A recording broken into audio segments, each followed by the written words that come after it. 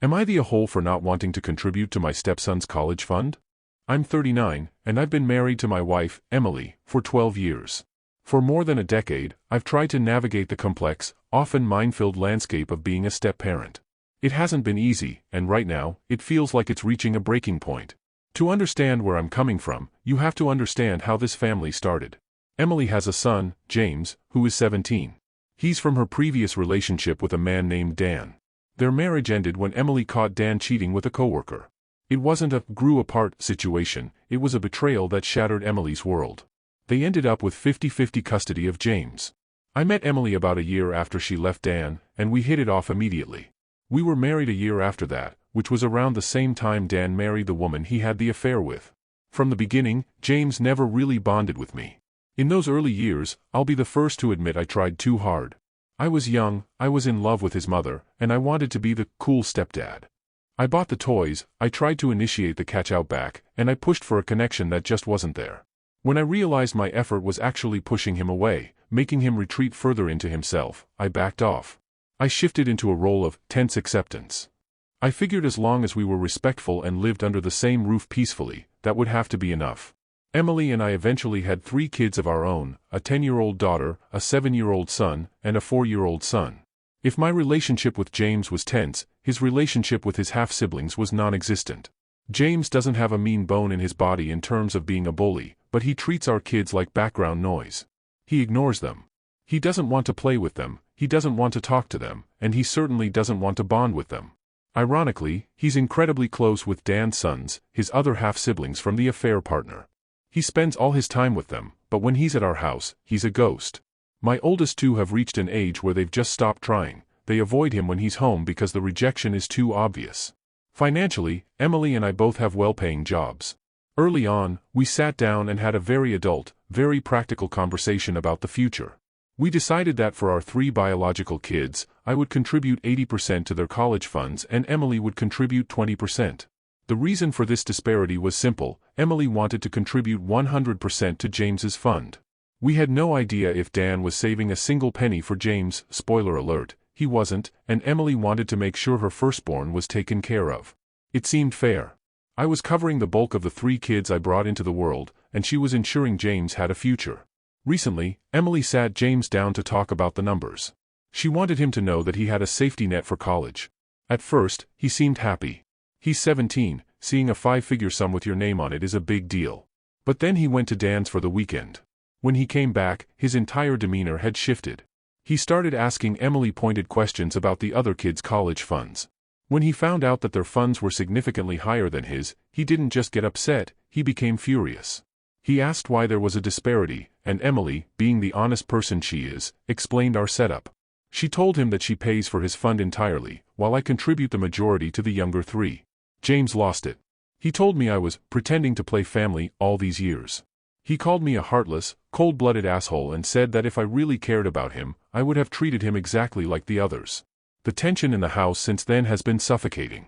Emily, caught in the middle of a mother's love and a wife's loyalty, suggested a compromise. She asked if I would be okay taking some money out of our 4-year-old's college fund to give to James now, with the promise that she would pay it back over time into the youngest's account. But she was clear, it's my call. She said she won't pressure me and she'll accept whatever I decide. Frankly, I don't want to do it. And it's not just about the money. It's about the years of being told I'm not family until a check needs to be signed. James idolizes Dan. He knows Dan cheated. He knows Dan broke up the family. But James blames Emily for it. He actually told her, in a casual dinner conversation last year, that she was responsible for the divorce because she should have just forgotten about it and stayed with Dan for the sake of the family. Emily asked him if the roles were reversed, if she had cheated and Dan left, who would be at fault? James didn't even hesitate. He said it would be her fault then, too. There's no winning with that logic. We've tried everything. When Emily was pregnant with our daughter, we tried to get James into therapy. Dan refused to give consent, we have 50-50. When we got married, we tried again. Dan said we were overreacting and that James was fine because he didn't have issues with Dan's new marriage. Most recently, after James's comments at dinner, we asked him directly to join us in family therapy. We told him that if he agreed, we'd hire a lawyer to modify the custody since he was nearly an adult and could have a say. James looked me in the eye and said no. He said he wouldn't go to family therapy because I wasn't his family. But now that it's time to pay for university, suddenly the family label is something he wants to weaponize against me. I've heard the arguments that I'm treating a teenager like an adult. People say I've made him feel like an other. But we truly tried to include him in everything. When we had extra money for birthdays or holidays, James was never left out. He got the same budget as the others. For his 11th birthday, he wanted to go to Disney World. He asked to invite Dan's kids. We paid for them to go. But when Dan's youngest had a birthday party later that year, my daughter, who is the same age, wasn't invited. James went anyway. We stayed home with a crying little girl while he celebrated with his real family. Emily is now trying to rectify the deficit in his fund on her own, but she can't make up years of savings in a few months. He will still have less than the other three. We are sitting down to have a final chat with him this weekend, but my mind is mostly made up. I don't feel like a heartless person for wanting to protect the savings I've built for the children who actually want me in their lives. I know I might be being petty, but after a decade of being told I'm an outsider, I don't feel like playing the role of the devoted father figure just because there's a tuition bill on the table. Am I the a-hole? Update 1. It's been an eye-opening weekend. Thanks to everyone who weighed in, even the aggressive ones. I knew what I was signing up for posting on Reddit. Before the update, a couple clarifications, because gaps in info turned into wild assumptions. When I said I came on a little too strong with James when we met, some of you pictured me grabbing a toddler by the neck and hissing, "Call me daddy." No. I was nervous and acted like an idiot and used an over-the-top baby voice because I'd barely been around toddlers. Emily later said I sounded like a circus clown on 2 cartons of Red Bull. Cringe? Absolutely. Malicious? No. Many had questions regarding therapy. I shared the timeline in this comment thread, so I'm not going to rewrite that again. Many called my wife the a-hole for sharing the college fund amounts for our kids. I showed her the post. She explained James came back from Dan's with questions when the fund started, how much, etc. He said, paraphrasing, so mine is X and theirs is Y, with his X higher than our kids' Y. Without thinking, yes, stupidly, Emily corrected him, no, yours is A and theirs is B. That snowballed into what I wrote earlier. It wasn't a diabolical plan to make me pay more, it was a thoughtless correction. With that out of the way, Emily, James, and I sat down for a conversation yesterday. James didn't want to talk to me, but I told him that if he expected me to even think about contributing to his college fund, then I've got loads of questions he needs to answer. It was an extremely long conversation, and many revelations came to be. So, I am going to give a summary of the things we finally found out from James. Even before Emily and Dan had gotten divorced, Dan had occasionally brought James to his AP's place, so James was familiar with AP. After the divorce, Dan immediately moved in with his AP. Em, who was a SOM till then, struggled initially to get back on her feet. Needless to say, James' home life with Em was a little more chaotic than at Dan and his AP's. Em hadn't told James that she had left his father since he'd cheated on her. Telling that to a toddler wouldn't make any sense. But apparently, in the early days, Dan used to tell James that Em would eventually come back to him. I think he may have been holding out hope for reuniting with Em. And that's where I came in. Dan told James that as long as I am around, I would not let him go back to Dan. When Dan married his AP, he told James that it was temporary. It was a way to make Em jealous. When we got married, he told James that it was my way of making it even more difficult for Em to get back to their family. When James had found out from his cousin, Dan's side, that his father had cheated on his mother, which was the reason for their breakup, James had asked Em about it. She had been open and honest about everything. When he confronted Dan about the same, he told James that Em had left him for a long time and his loneliness made him miss her a lot, and so he found some comfort with AP. Emily's father had met with a car accident, and she was with her parents for about 3 weeks to help them. And that's all the alone time Dan could handle before he needed to dip his wick in something.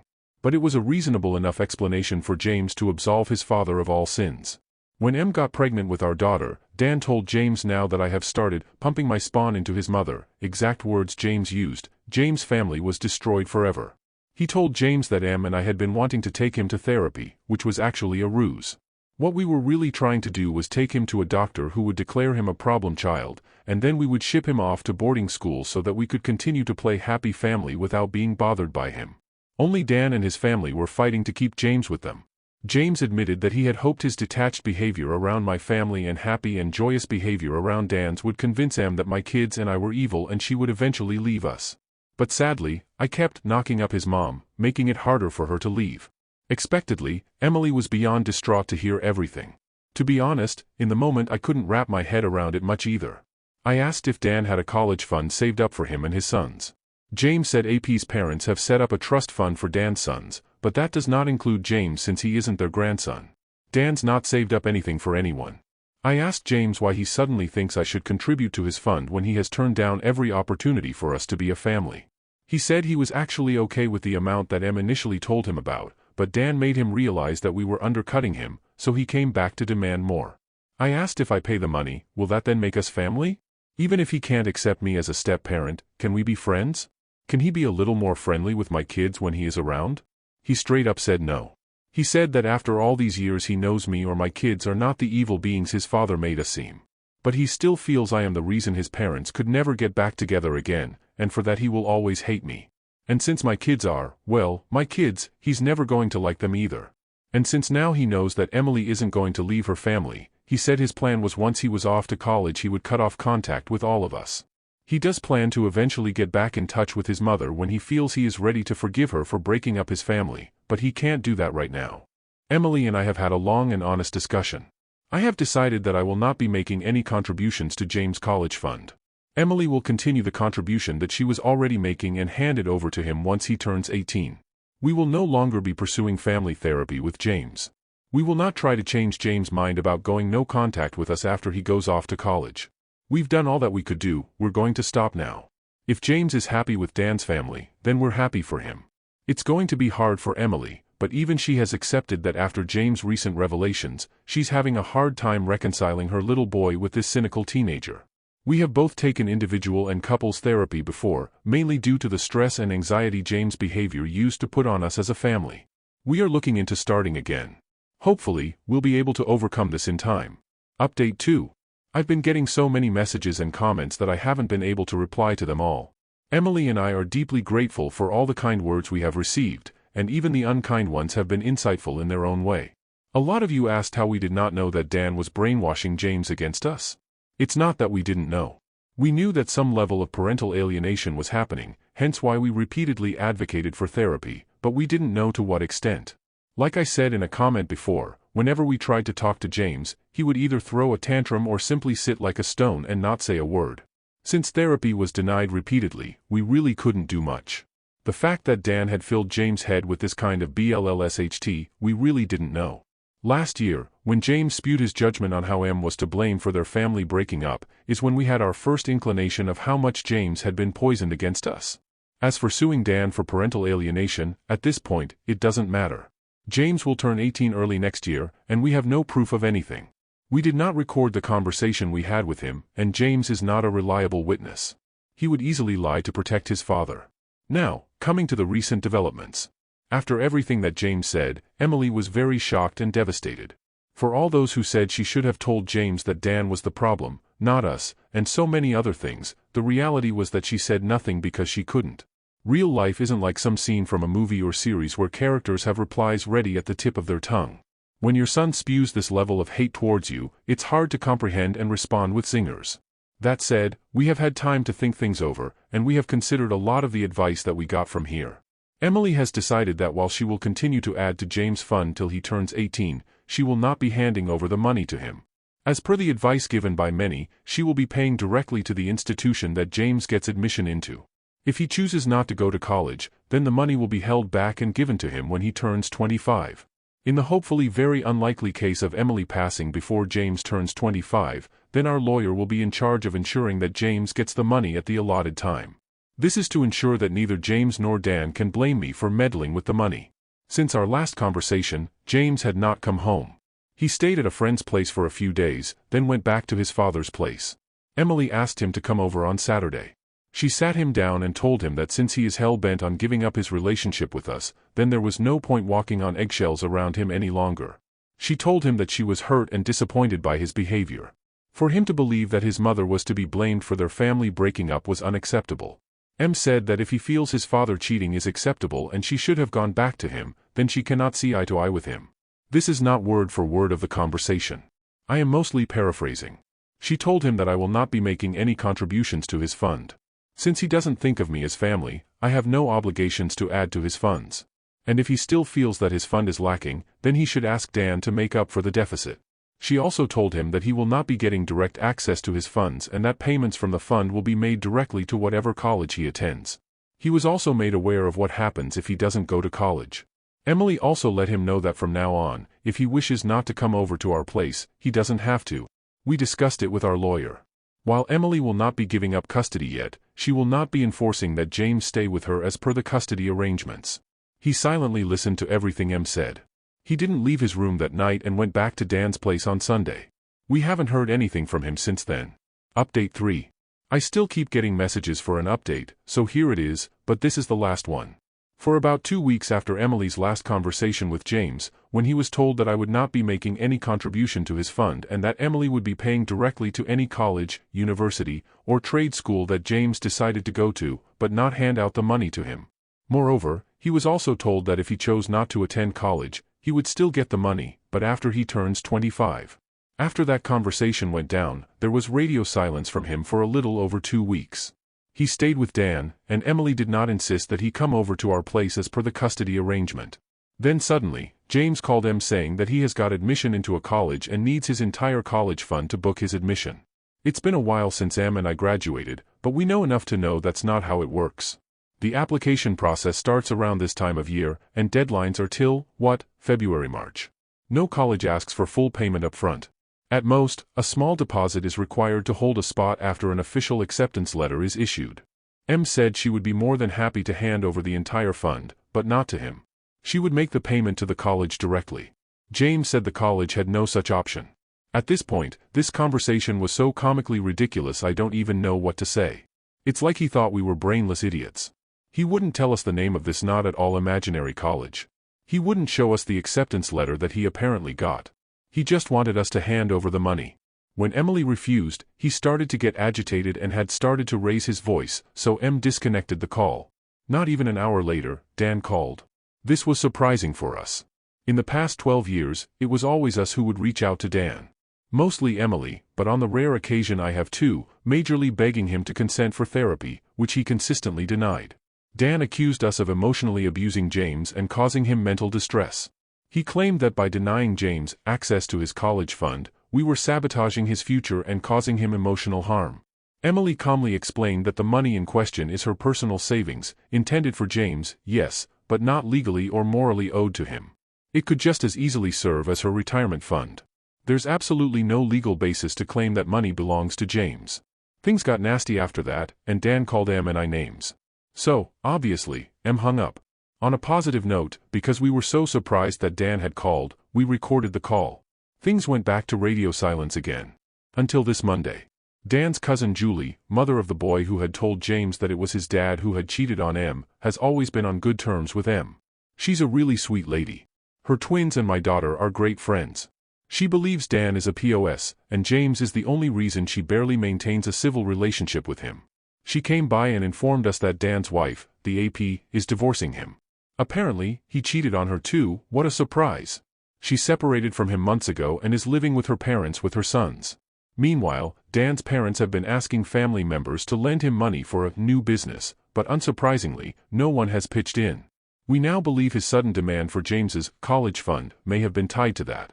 Emily has tried calling and texting James since then, but he hasn't answered or responded. While our situation isn't resolved yet, this will be my final update. Emily and I are deeply grateful for all the genuine support, empathy, and thoughtful advice we've received. Unfortunately, there have also been some vile and malicious comments and DMs from people hiding behind anonymity to say the worst things possible about me and Emily. And they continue to do this even when I have ignored them and not risen to the bait. We don't need that kind of negative energy in our lives right now. Whatever happens next, we'll face it privately, together, as a family. Thank you again to everyone who's been kind and truly helpful. Thank you for watching. Don't forget to like, share, and subscribe to Daily Tales Update.